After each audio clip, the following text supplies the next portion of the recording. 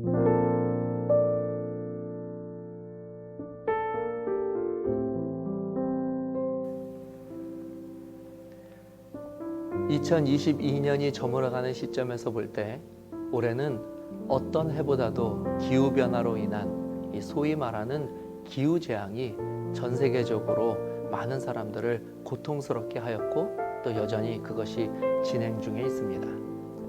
특히 올해는 많은 나라가 이 극심한 가뭄으로 고통을 받았었습니다.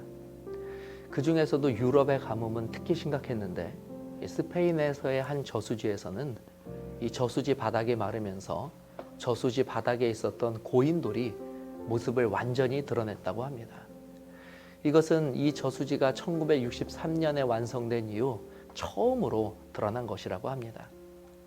역시 이탈리아에서도 이 심각한 가뭄으로 인해 테베레 강이 말라버렸는데 이때 이 네로 황제가 건설한 것으로 추정되는 다리가 이 강 바닥에서 발견되기도 하였습니다. 그러나 올해 가뭄으로 인해 이 물 밑에서 발견된 가장 충격적인 발견은 바로 헝거스톤의 존재였을 것입니다. 사실 이 돌은 이 독일 전역의 강 바닥에 분포되어 있는 돌들인데 가뭄이 있을 때마다 사람들이 이 강 바닥에서 드러난 돌들에게 일종의 기록들을 남긴 것이 바로 이 헝거스톤입니다. 올해도 어김없이 이 큰 가뭄으로 인해 이 강 바닥의 돌들이 드러나게 되었는데 심지어 그 돌들 중에서는 이런 글이 써 있는 돌도 드러났다고 합니다. 나를 보면 울어라. 이 돌의 문구로 인해 안 그래도 가뭄으로 인해 큰 두려움 속에 있었던 독일은 한때 큰 패닉 상태에 빠지기도 하였다고 합니다. 주님의 이름으로 문안드립니다. 저는 수원새하늘교회 목사 차주영이라고 합니다. 오늘부터 저는 여러분들과 함께 이 영상을 통해서 하나님의 말씀을 통하여 우리들의 인생에서 발견할 수 있는 기쁜 소식들을 나누고자 합니다. 이렇게 영상으로 여러분들을 먼저 만날 수 있게 되어 무한한 기쁨으로 생각하고 먼저 여러분들 모두를 주님의 이름으로 축복합니다. 자, 오늘 저는 여러분들에게 기쁜 소식을 전하기 위하여 이 영상을 준비하였습니다. 그러나 참 모순되게도 별로 기쁘지 않은 소식으로 시작하였습니다. 아마도 몇몇 분들은 언론을 통해서 이미 이 헝거스톤의 존재에 대해서 들어서 알고 계셨을 것입니다. 이 돌은 이미 오래전부터 이 독일의 강바닥에 있었던 것입니다. 이 돌이 물속에서 있었을 때는 사실 아무런 문제가 되지 않았습니다. 그러나 이것이 드러나면서 많은 사람들이 크게 걱정하게 되었고 이 헝거스톤은 현재의 고통스러운 상황을 알려주는 지표이면서 동시에 앞으로 있게 될 이 두려운 미래에 대한 암울한 징표가 되었던 것입니다. 그래서 이 돌의 또 다른 별명이 이 슬픔의 돌이라고 불려지기도 하는 것입니다. 오늘 여러분들은 어떤 마음으로 하루를 사셨습니까? 여러분들의 현재와 그리고 미래는 희망적이십니까? 혹시 마치 이 헝거스톤이 보이는 저수지에 있는 것처럼 우리의 미래가 불안하고 두렵지는 않습니까? 혹시 아직 우리의 삶이 이렇게 슬프지는 않지만 혹시 언제 이런 슬픔의 돌이 우리들의 삶에 드러날까 이 노심초사하는 마음으로 살고 계시지는 않습니까? 사실 지금 지구촌 곳곳에서 일어나고 있는 일들을 생각하면 하나같이 우리들의 마음을 불편하고 불안하게 하는 것들 뿐입니다. 여전히 끝나고 있지 않은 이 지긋지긋한 팬데믹 상황은 뒤로 한다고 하더라도 하루가 다르게 급변하는 경제 상황과 우크라이나뿐만 아니라 전 세계에서 벌어지고 있는 크고 작은 전쟁과 분쟁들, 기근, 가뭄, 폭염, 지진, 그리고 더불어 인간이 만들어낸 환경 오염과 기후재앙에 이르기까지 이 모든 것들은 우리의 미래를 그야말로 슬픔과 걱정으로 가득 채우고 있습니다.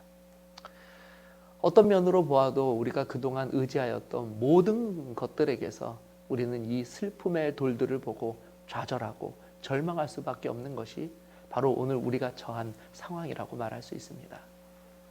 자, 저는 오늘 이런 절망과 불안감을 가지고 살아가시는 이 시대의 사람들에게 다시 말해 이 좋은 소식을 전해드리기 위하여 이 영상을 준비하였습니다.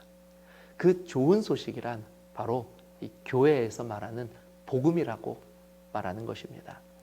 사실 이 복음이라는 단어 제가 영어로 굿뉴스, 즉 좋은 소식인 것입니다.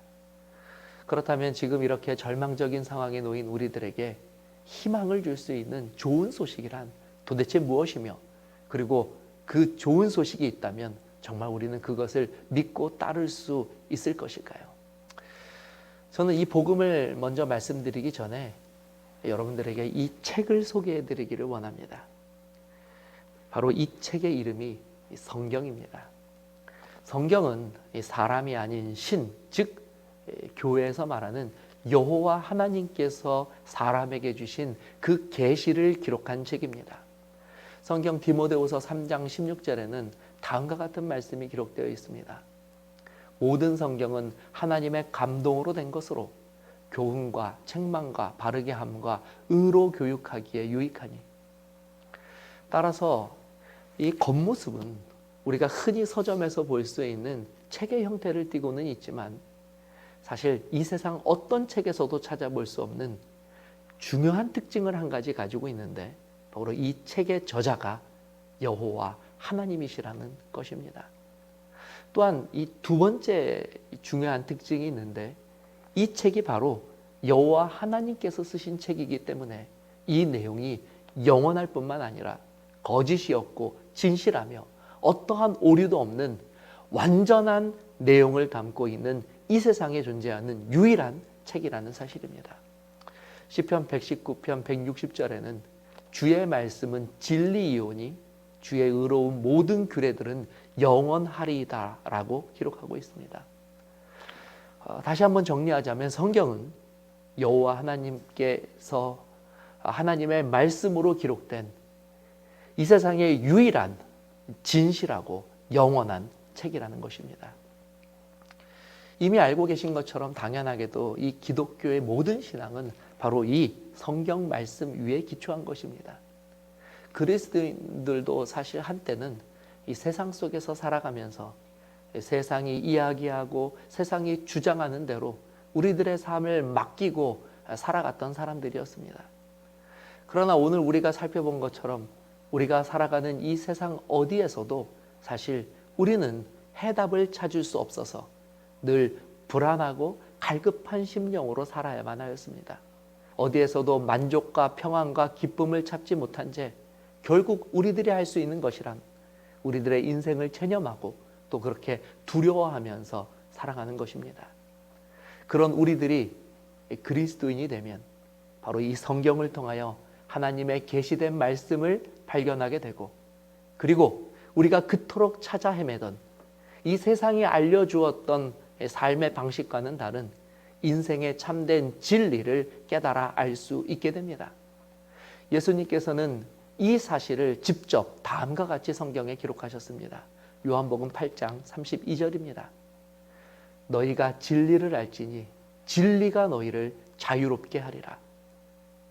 그러므로 오늘 저도 이 영상을 보시는 여러분들에게, 혹 여러분들이 이 세상에 일어나는 일들로 절망하고 두려운 마음으로 사셨다면 아직 포기하기는 이르다라고 하는 희망적인 소식을 전하여 드립니다. 왜냐하면 아직 성경을 통하여 인생의 길을 접하지 못하셨기 때문입니다. 지금이라도 한번 이 성경에 기록된 하나님의 말씀이 무엇인지를 알아보기 위하여 도전해 보시기를 간곡히 부탁드립니다. 시편 119편 105절에는 주의 말씀이 내 발의 등이 되고 내 인생의 길에 빛이 된다라고 고백하고 있습니다. 혹시 지금 생각하지도 못한 인생의 문제들로 인하여 방황하고 계시고 근심하고 계시지는 않습니까? 바로 여기 여러분들을 위한 좋은 소식이 있습니다. 혹시 미래에 대하여 불안하고 두려운 마음을 가지고 살아가고 계시지는 않습니까?